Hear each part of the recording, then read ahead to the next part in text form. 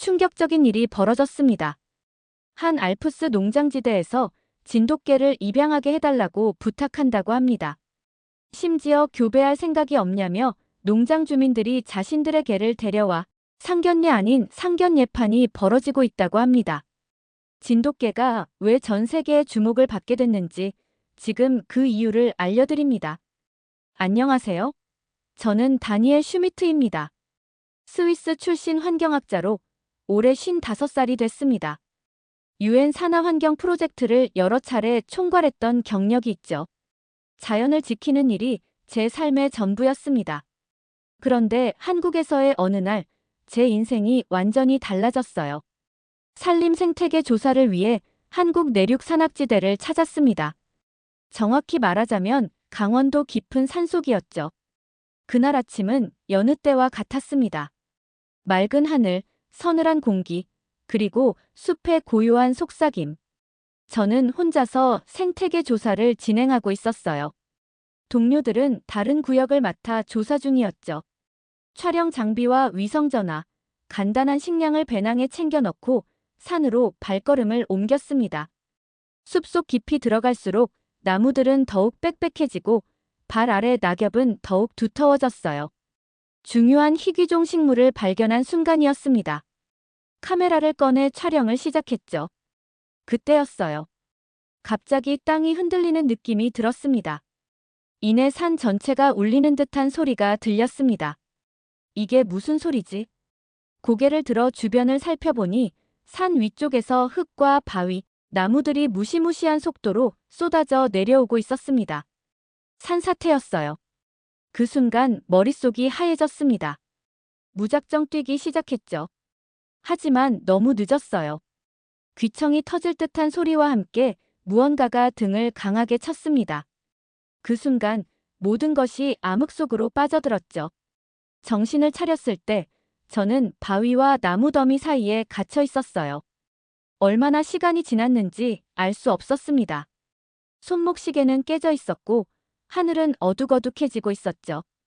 다리에 통증이 느껴졌습니다. 흙더미에 반쯤 묻혀 있었어요.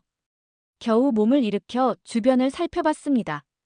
배낭은 어디 있는지 보이지 않았어요. 위성전화도 함께 사라진 걸 깨달았죠. 절망감이 밀려왔습니다. 이곳은 등산로에서 한참 벗어난 곳이었어요. 누군가 찾아온다 해도 며칠은 걸릴 터였습니다. 저는 생존 전문가는 아니었지만 기본적인 생존 지식은 있었어요. 하지만 다리의 통증이 심해져 몇 미터 걷는 것도 힘들었죠. 결국 바위 아래 작은 공간을 발견하고 그곳으로 몸을 옮겼어요. 밤이 찾아왔습니다. 한국의 산속은 생각보다 추웠어요. 체온을 유지하기 위해 낙엽을 모아 몸을 덮었습니다. 별이 빛나는 하늘을 바라보며 구조될 가능성에 대해 생각했죠. 솔직히 그 가능성은 매우 낮아 보였습니다. 아침이 밝았습니다. 밤새 잠을 설쳤어요. 목이 말랐고 배도 고팠습니다. 다행히 근처에서 작은 계곡물을 발견했죠. 물을 마시고 얼굴을 씻었습니다. 힘을 내어 주변에 구조 신호를 보낼 방법을 찾아봤어요. 하루가 지나고 이틀이 지났습니다. 절망감은 더욱 깊어졌어요. 야생 열매로 배를 채웠지만 체력은 점점 떨어지고 있었습니다. 다리 통증도 나아지지 않았죠. 그리고 셋째 날 아침, 멀리서 무언가 소리가 들렸어요. 처음에는 제 환청인 줄 알았습니다. 하지만 소리는 점점 또렷해졌죠. 깨 짖는 소리였어요. 여기요. 여기 있어요. 저는 남은 힘을 모아 소리쳤습니다. 얼마 후 3마리의 개와 1명의 구조대원이 제가 있는 곳을 발견했어요. 그 개들은 한국의 토종견 진돗개였습니다. 놀라운 건 그 진돗개들의 행동이었어요. 마치 서로 의사소통을 하듯이 움직였습니다. 한 마리가 저를 발견하자 다른 한 마리는 구조대에게 신호를 보냈죠. 그리고 나머지 한 마리는 제 곁을 지키며 안정감을 주었어요. 구조대원은 제게 다가와 상태를 확인했습니다. 괜찮으세요? 다리를 다치셨네요. 저는 고개를 끄덕였습니다. 진돗개 한 마리가 제 옆에 와서 앉았어요. 그 차분한 눈빛은 마치 이제 괜찮다고 말하는 것 같았습니다. 다른 구조대원들이 도착했고 들것에 실려 산을 내려왔어요. 그 과정에서도 진돗개들은 끝까지 함께했습니다. 길을 안내하고 위험한 지역을 미리 탐지하며 때로는 저를 지켜보는 듯한 눈빛을 보냈죠.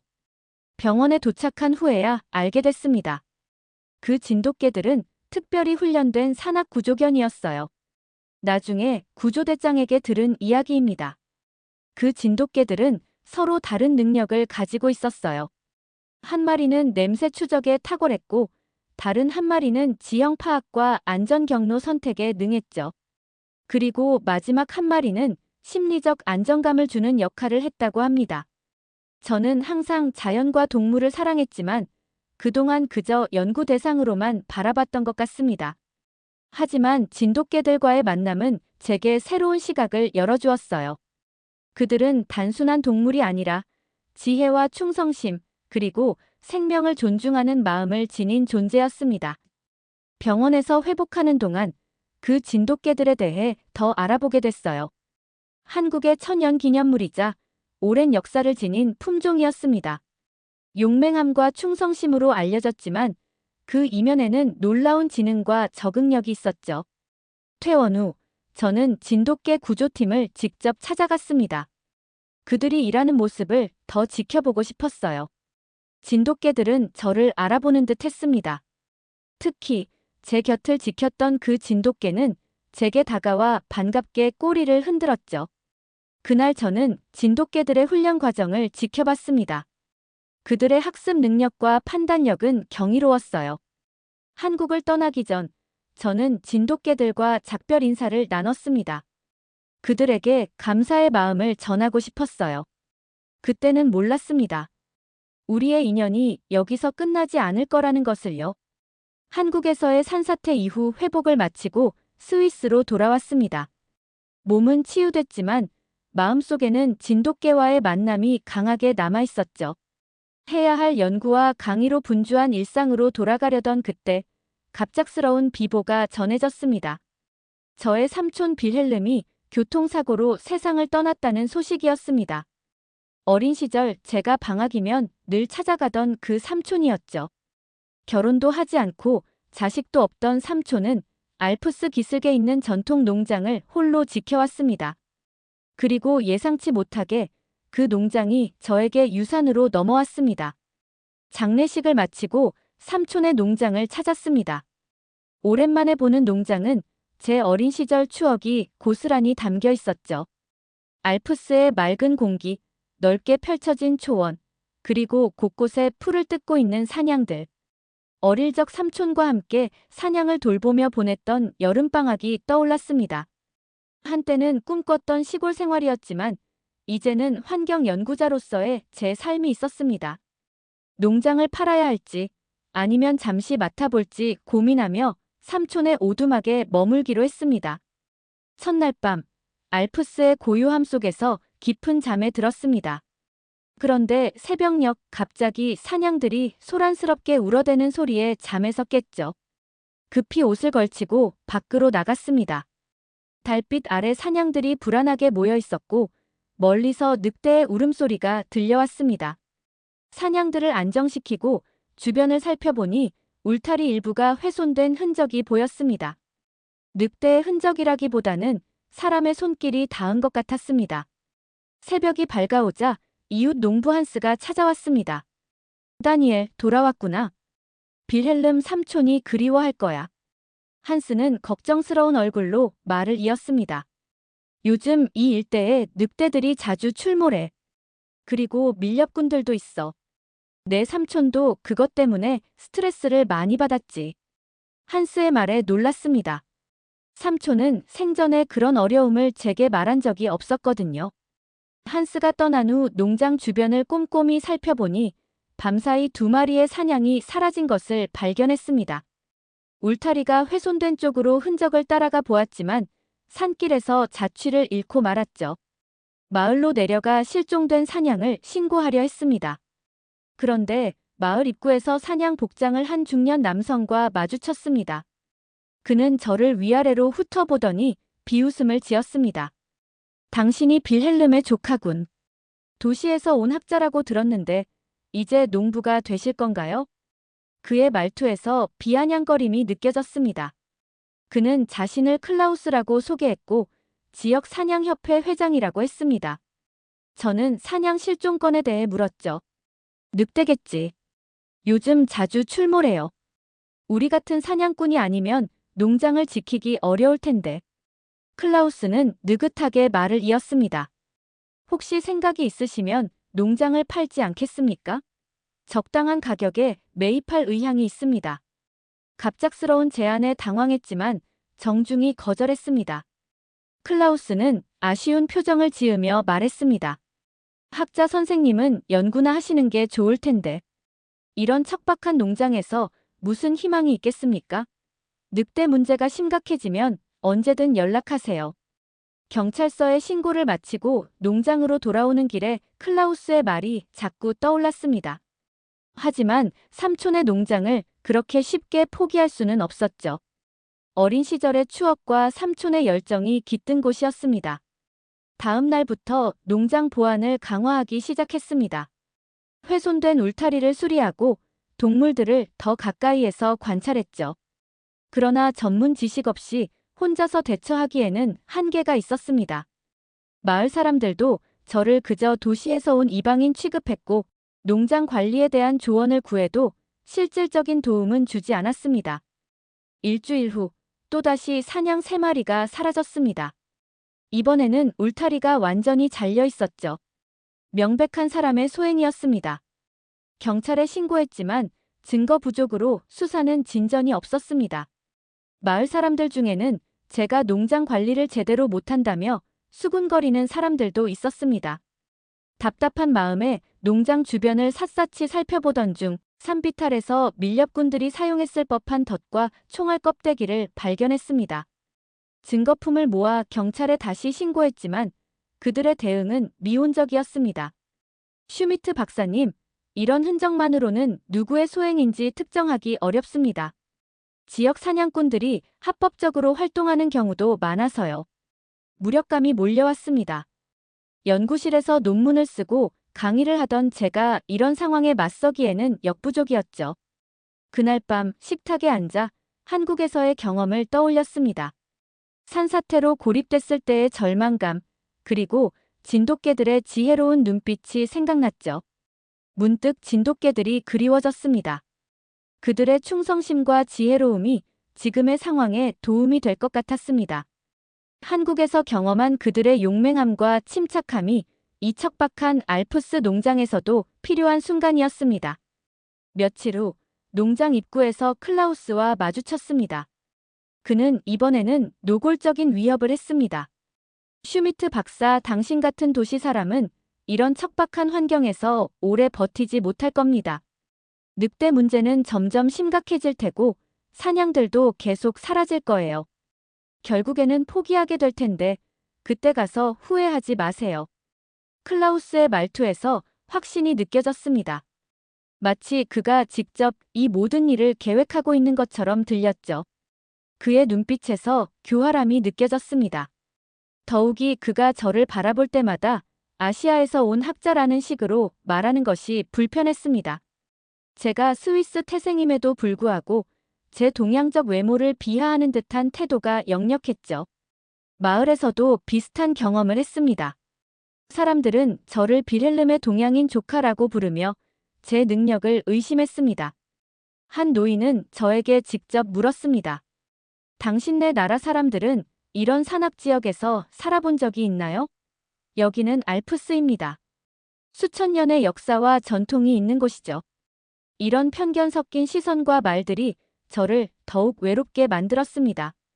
한편으로는 제 능력을 증명해 보이고 싶다는 마음도 들었죠.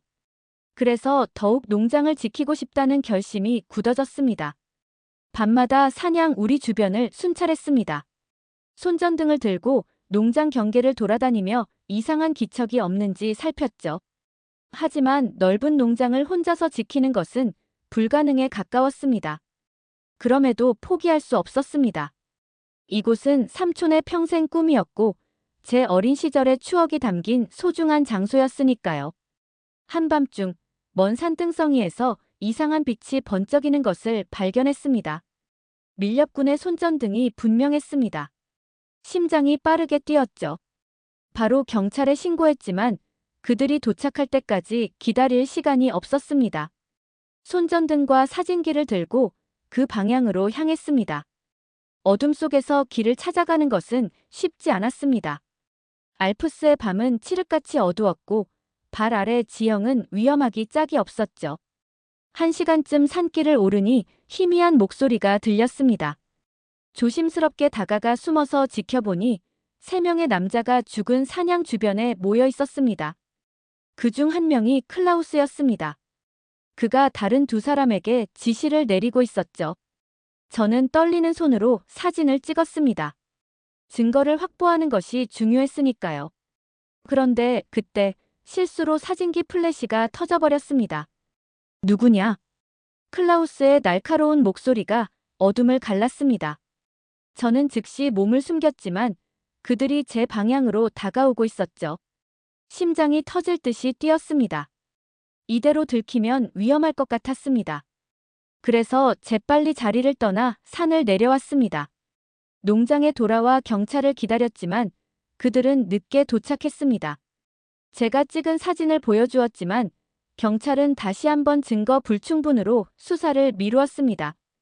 이런 산악 지역에서는 밀렵이 자주 일어납니다.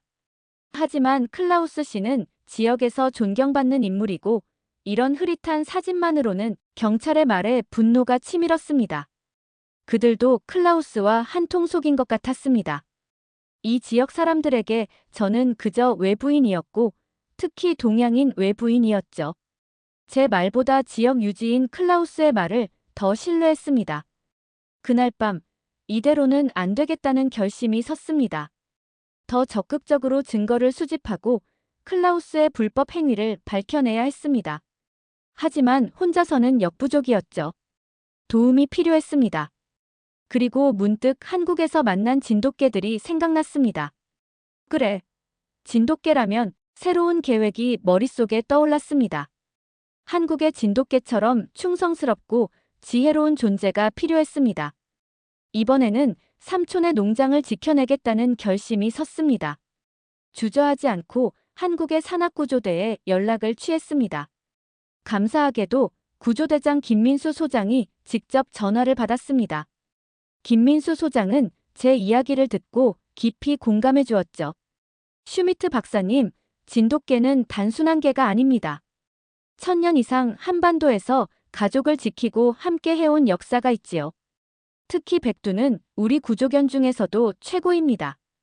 김민수 소장의 말처럼 백두는 특별했습니다. 구조 작업 동안 보여준 침착함과 지혜, 그리고 인간의 감정을 읽는 듯한 능력이 있었습니다. 그날 밤 김민수 소장과 장시간 통화를 했고 놀랍게도 그는 백두를 포함한 3마리의 진돗개를 스위스로 보내주겠다고 약속했습니다.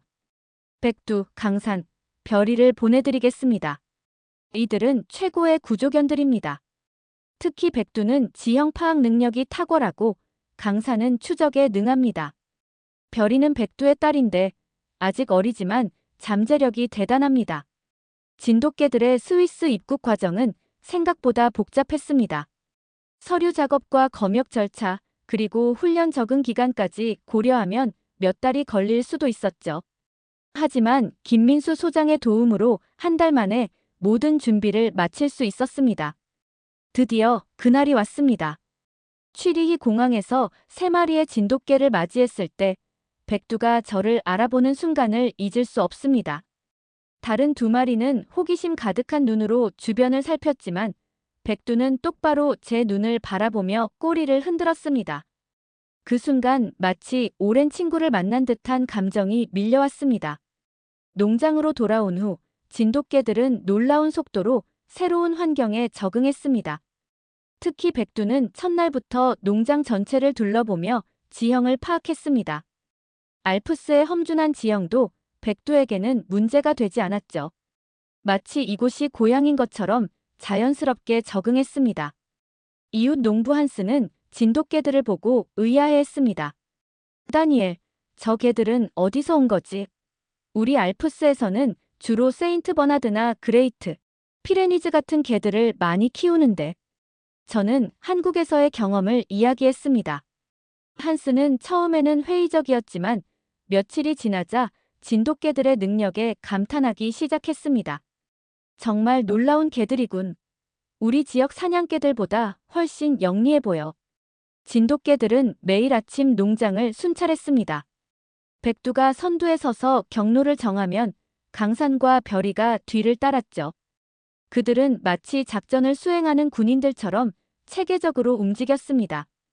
밤에는 번갈아가며 경계를 섰고 조금이라도 이상한 기척이 느껴지면 즉시 저에게 알려주었습니다. 모든 진돗개에게 GPS 목걸이를 채워주었습니다. 이를 통해 그들의 이동 경로를 추적하고 혹시 모를 위험 상황에 대비했죠. 과학자로서 데이터 수집은 본능과도 같았습니다. 놀랍게도 진돗개들이 온 이후 사냥 실종 사건이 한 번도 발생하지 않았습니다. 백두는 특히 늑대의 접근을 미리 감지하는 능력이 탁월했습니다. 늑대 무리가 농장 근처에 오면 1시간 전부터 경계 태세를 갖췄죠. 단순히 지저대는 것이 아니라 전략적으로 위치를 잡고 늑대들을 견제했습니다. 어느 날 아침, 백두가 평소와 다른 행동을 보였습니다. 계속해서 북쪽 산등성이를 바라보며 낮은 소리로 으르렁거렸습니다. GPS 기록을 확인해 보니 전날 밤, 백두가 평소 순찰 경로를 벗어나 북쪽 산등성이까지 다녀온 것을 발견했습니다. 호기심이 생겨 백두의 경로를 따라가 보기로 했습니다. 백두를 앞세우고 산등성이로 향했죠. 백두는 마치 목적지가 있는 것처럼 주저없이 앞장섰습니다. 2시간 정도 산길을 오르자 백두가 갑자기 걸음을 멈추고 한 지점을 가리켰습니다. 그곳에는 정교하게 설치된 덫이 있었습니다. 일반적인 사냥 덫이 아니라 대형 동물을 잡기 위한 특수 장치였죠. 주변을 살펴보니 여러 개의 덫이 전략적으로 배치되어 있었습니다. 심지어 일부는 커다란 그물로 연결되어 동물이 한쪽으로 도망치면 그물에 걸리도록 설계되어 있었습니다. 이것은 분명 밀렵을 위한 장치였습니다. 더 놀라운 것은 그 주변에서 발견한 것들이었습니다. 죽은 늑대의 피를 이용해 다른 늑대들을 유인한 흔적과 함께 사냥의 사체 일부도 발견했습니다. 누군가 의도적으로 늑대들을 이 지역으로 유인하고 있었던 것입니다. 증거를 수집하던 중 멀리서 발자국 소리가 들렸습니다. 백두가 즉시 경계 태세를 취했죠. 숨어서 지켜보니 클라우스와 2명의 남자가 다가오고 있었습니다. 그들은 덫을 점검하고 새로운 미끼를 설치하고 있었습니다. 이번에는 남쪽 농장의 양들도 몇 마리 잡아와야 해. 다니엘의 농장만 노리면 의심을 살 수 있어. 클라우스의 말이 선명하게 들렸습니다. 그들은 의도적으로 여러 농장의 가축을 훔쳐 늑대의 소행으로 위장하고 있었던 것입니다. 소름이 끼쳤습니다. 사진기를 꺼내 증거를 확보하려는 순간 백두가 저를 막았습니다. 마치 위험을 감지한 듯 했죠. 그리고 얼마 지나지 않아 클라우스 일행의 대화에서 충격적인 사실을 들었습니다. 경찰서장이 또 압박하던데. 걱정 마. 내가 처리했어. 증거만 남기지 않으면 돼. 지역 경찰이 클라우스와 내통하고 있다는 충격적인 사실을 알게 되었습니다. 이제 누구를 믿어야 할지 혼란스러웠습니다. 백두 덕분에 무사히 농장으로 돌아올 수 있었습니다. 수집한 증거와 녹음한 대화를 정리하며 다음 계획을 고민했습니다. 지역 경찰을 신뢰할 수 없다면 상급 기관에 직접 알려야 했습니다. 하지만 그 전에 더 확실한 증거가 필요했죠. 그날 밤, 백두가 제 방으로 찾아와 침대 옆에 앉았습니다. 그 지혜로운 눈빛이 마치 함께 해결하자고 말하는 것 같았습니다. 백두, 고마워. 내가 없었다면 이 모든 것을 알아내지 못했을 거야. 진돗개들과 함께라면 클라우스의 불법 행위를 밝혀내고 삼촌의 농장을 지켜낼 수 있을 것이라는 희망이 생겼습니다. 클라우스의 밀렵 행위를 밝혀낸 후에도 농장의 일상은 계속됐습니다. 그런데 그날 밤 모든 것이 예상치 못한 방향으로 흘러갔습니다. 깊은 잠에 빠져 있던 저를 백두의 낮은 으르렁거림이 깨웠습니다. 창문으로 다가가 바깥을 살폈죠. 보름달이 밝게 비치는 마당에 백두가 경계 태세를 취하고 서 있었습니다. 강산과 별이도 각자의 위치에서 무언가를 주시하고 있었습니다. 재빨리 외투를 걸치고 밖으로 나갔습니다. 그때 사냥들이 불안하게 모여있는 모습이 눈에 들어왔습니다. 백두 곁으로 다가서려는 순간 숲 가장자리에서 눈동자가 반짝였습니다. 늑대였습니다. 한 마리가 아니었습니다. 서너 마리의 늑대가 저희 농장을 둘러싸고 있었습니다. 가만히 보니 그중 한 마리는 몸집이 작았습니다. 새끼 늑대였죠. 사실 늑대들은 보통 인간의 거주지를 피합니다. 그런데 이들이 감히 농장까지 내려온 것은 무언가 이유가 있을 거라고 생각했죠. 그리고 문득 클라우스가 설치한 덫과 미끼가 떠올랐습니다. 긴장된 순간이었습니다. 저는 총을 가져오지 않았고 딱히 무기라고 할 만한 것도 없었습니다. 하지만 백두와 다른 진돗개들의 대응은 놀라웠습니다. 그들은 맹목적으로 늑대들에게 달려들지 않았습니다. 대신 전략적으로 움직이기 시작했죠.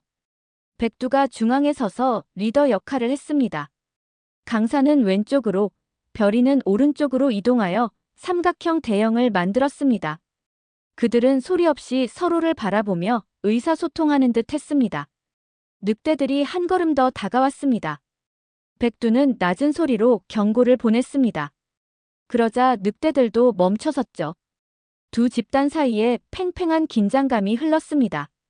이것은 단순한 동물들의 대치가 아니었습니다. 두 지능적인 존재 간의 협상과도 같았죠. 백두는 계속해서 낮은 소리로 으르렁거리며 늑대들에게 메시지를 전달했습니다.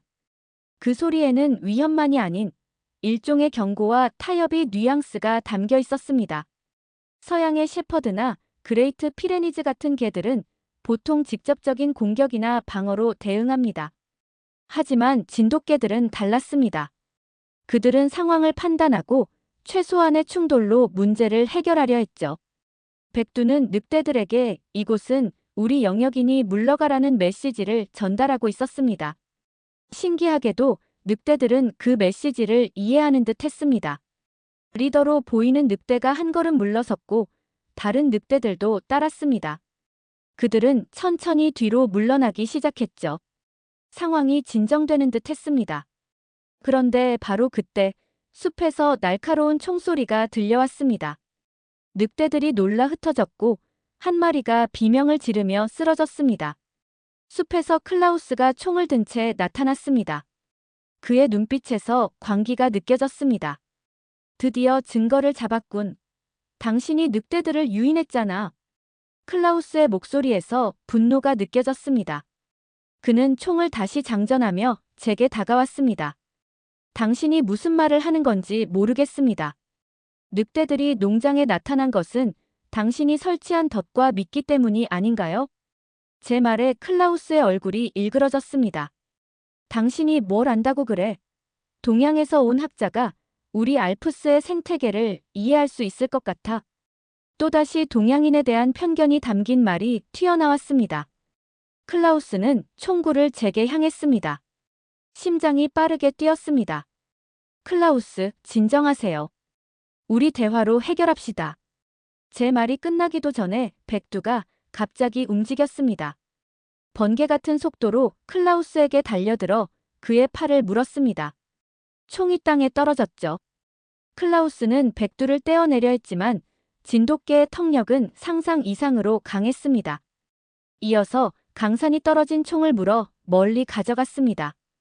별이는 제 앞에 서서 보호하는 자세를 취했습니다. 완벽한 팀워크였습니다. 세 마리의 진돗개가 각자의 역할을 수행하며 위기 상황을 통제한 것이었죠. 클라우스는 백두에게 팔을 물린 채 신음했습니다. 저는 침착하게 말했습니다. 진정하면 백두에게 놓으라고 할 수 있습니다. 하지만 계속 저항하면 더 다칠 겁니다. 클라우스는 마지못해 저항을 멈췄습니다. 제 지시에 따라 백두도 그를 놓아주었죠. 하지만 여전히 경계를 늦추지 않았습니다. 손전등을 들고 클라우스의 차량을 찾아보았습니다. 숲 가장자리에 주차된 그의 지프차 안에서 충격적인 것들을 발견했습니다. 밀렵 도구들과 함께 여러 장의 사진이 있었습니다. 그 중에는 제가 스위스에 오기 전부터 찍힌 삼촌의 농장 사진도 있었습니다. 클라우스는 오랫동안 이 농장을 탐내왔던 것이었습니다. 멀리서 경찰차 사이렌 소리가 들렸습니다. 잠시 후 여러 대의 경찰차가 도착했습니다. 하지만 이번에는 지역 경찰이 아닌 연방 경찰이었습니다. 제가 수집한 증거와 녹음을 상급기관에 전달한 결과였습니다. 경찰관들은 클라우스를 체포했습니다. 무기 불법 소지, 밀렵, 협박 등 여러 혐의가 적용되었습니다. 그들은 또한 지역 경찰과의 유착관계도 조사하겠다고 했습니다. 한편 쓰러진 늑대는 다행히 심각한 부상은 아니었습니다. 연방 경찰에 동행한 수의사가 응급 처치를 했고 늑대는 야생동물 보호소로 이송되었습니다. 그날 밤의 사건은 저에게 많은 것을 가르쳐 주었습니다. 진돗개들의 지혜와 용기, 그리고 무엇보다 그들의 판단력이 위기 상황에서 얼마나 중요한지를 말이죠. 백두는 클라우스를 제압할 때도 필요 이상의 힘을 쓰지 않았습니다. 목표는 그를 무력화하는 것이 아니라 위협을 제거하는 것이었기 때문입니다. 클라우스가 체포된 후 농장에는 일시적인 고요함이 찾아왔습니다. 다음 날 아침, 한스가 찾아왔습니다. 그의 표정이 어제와는 달랐죠. 다니엘, 클라우스가 체포됐다는 소식을 들었네. 그가 그런 일을 저질렀다니 믿기 힘들군. 한스의 목소리에서 진심이 느껴졌습니다.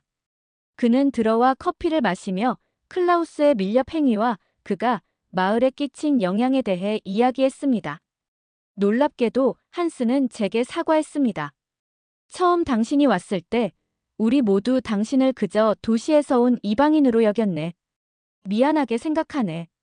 한스의 말에 조금 놀랐지만 마음이 따뜻해졌습니다. 대화를 나누던 중 백두가 다가와 한스의 손을 하셨습니다.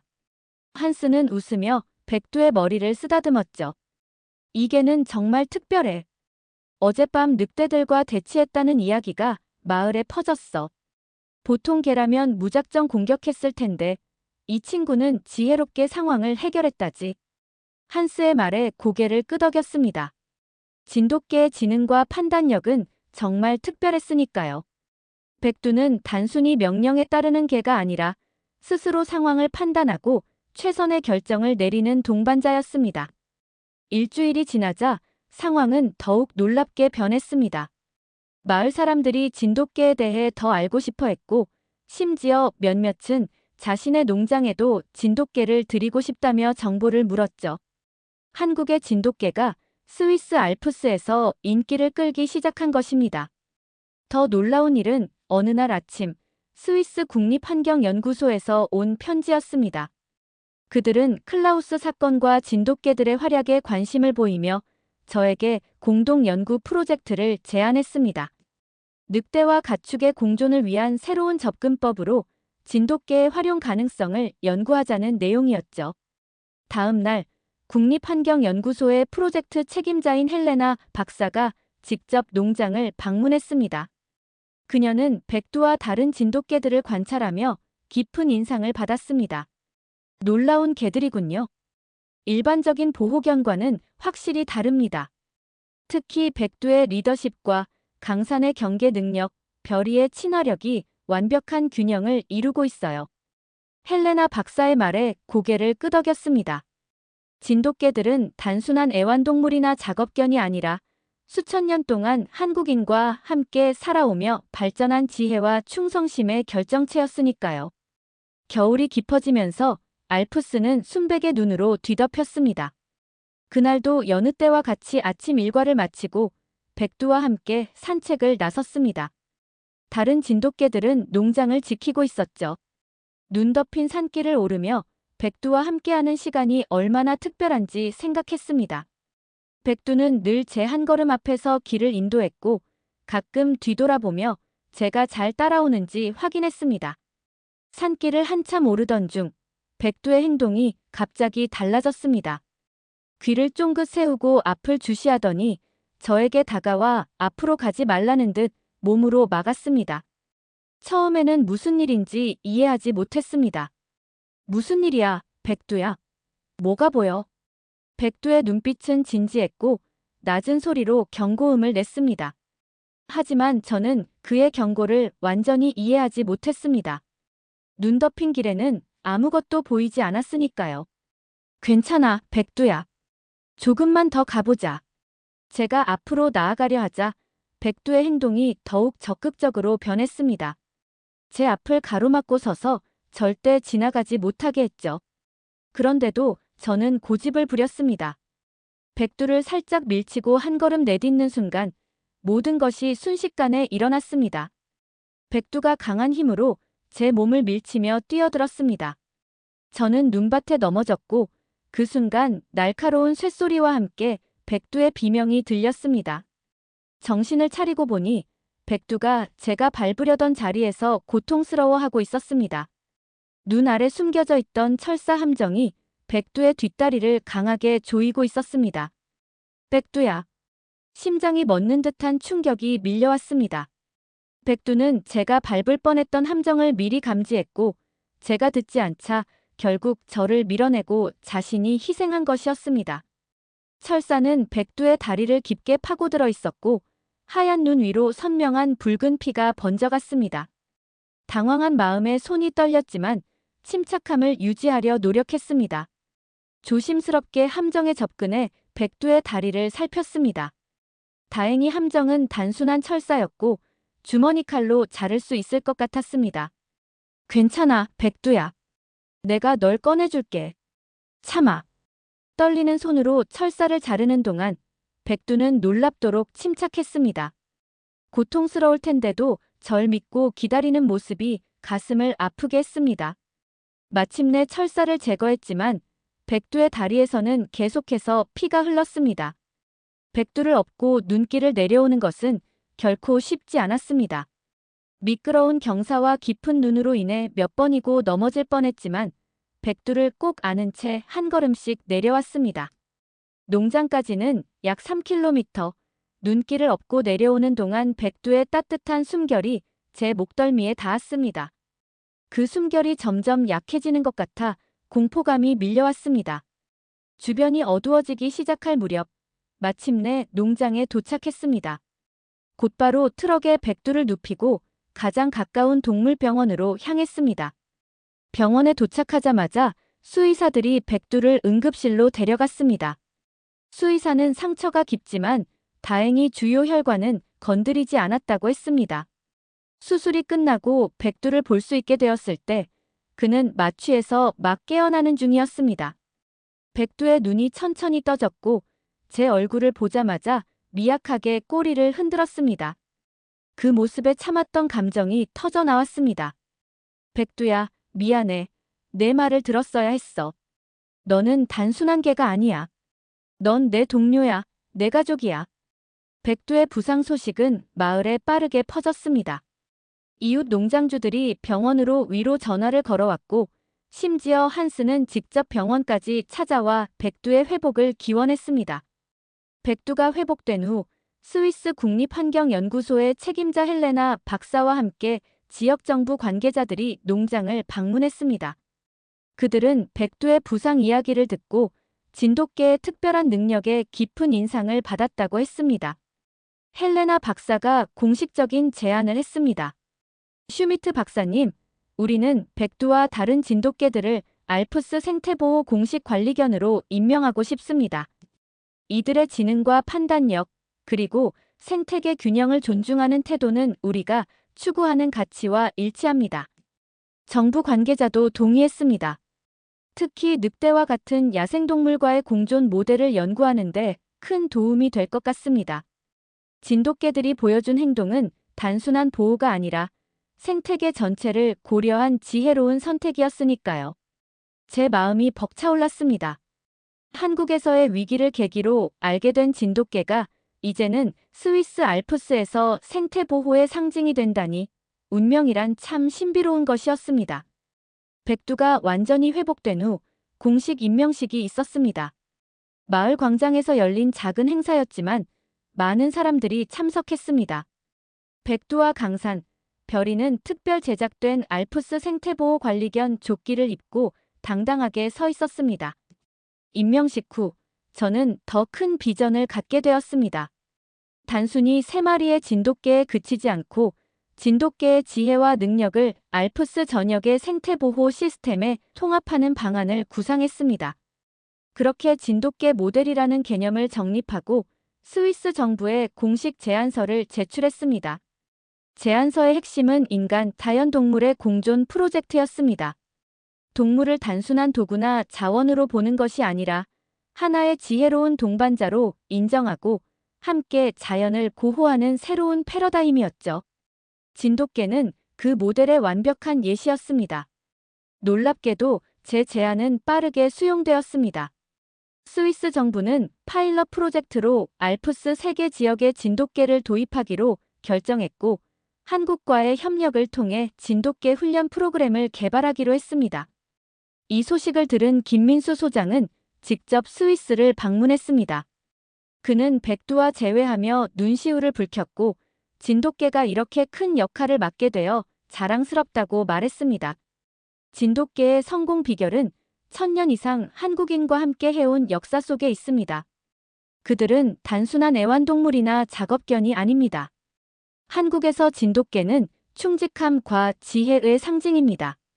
주인을 위해 목숨을 바치는 충성심과 상황을 판단하는 지혜, 그리고 자연과 조화롭게 살아가는 능력이 진돗개의 정신이죠. 인터뷰 내용이 보도된 후 진돗개에 대한 관심은 스위스를 넘어 유럽 전역으로 확산되었습니다. 프랑스와 이탈리아에서도 비슷한 프로젝트를 시작하고 싶다는 연락이 왔고 세계적인 환경단체들도 이 모델에 주목했습니다. 삼촌의 농장은 이제 진돗개 생태보호 연구센터로 변모했습니다. 백두와 강산, 별이는 여전히 농장의 중심이었지만 이제는 훈련생 진돗개들도 함께 생활했습니다. 한국에서 새롭게 온 진돗개들은 백두에게 많은 것을 배웠고 백두는 마치 선생님처럼 그들을 이끌었습니다. 프로젝트가 시작된 지 1년이 지났을 때 놀라운 결과가 나타났습니다.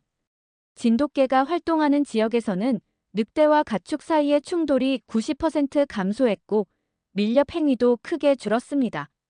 진돗개들은 단순히 위험을 막는 것을 넘어 생태계 균형을 유지하는 중재자 역할을 하고 있었습니다.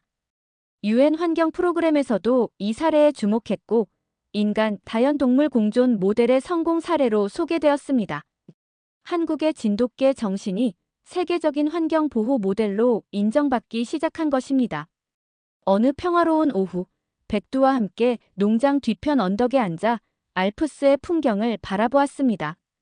눈 덮인 산봉우리와 푸른 초원, 그리고 그 위를 자유롭게 날아다니는 새들까지 모든 것이 조화롭게 공존하는 모습이었습니다. 백두는 여전히 그 지혜로운 눈빛으로 세상을 바라보고 있었습니다. 철사 함정으로 다쳤던 다리도 완전히 회복되어 예전처럼 힘차게 뛰어다녔죠. 그의 곁에는 새로 태어난 백두의 아이들도 있었습니다. 백두의 아이들은 아버지의 지혜와 용기를 물려받았고 이곳 알프스의 생태계를 지키는 새로운 수호자로 자라고 있었습니다. 백두의 머리를 쓰다듬으며 생각했습니다. 한국에서의 산사태가 아니었다면 백두를 만나지 못했을 것이고 삼촌의 농장 상속이 아니었다면 이 프로젝트도 시작되지 않았을 것입니다. 인생의 모든 순간이 필연적으로 이어져 지금의 제가 있다는 사실에 감사함을 느꼈습니다. 네, 이렇게 모든 사연을 들어봤습니다. 진돗개는 한국이 수천 년 지켜온 자존심입니다.